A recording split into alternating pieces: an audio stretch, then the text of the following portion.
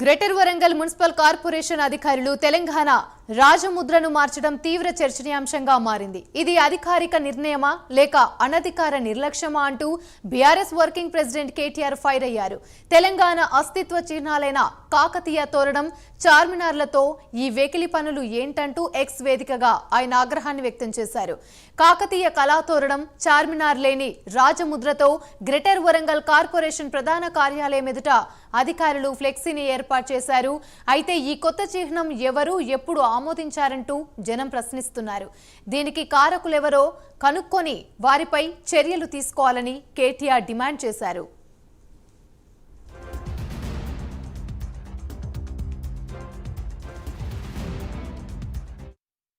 రాజముద్ర మార్చడంపై తీవ్ర విమర్శలు రావడంతో వరంగల్ కార్పొరేషన్ అధికారులు స్పందించి పాత రాజముద్ర ఉన్న లోగోతో మళ్లీ ఫ్లెక్సీని ఏర్పాటు చేశారు.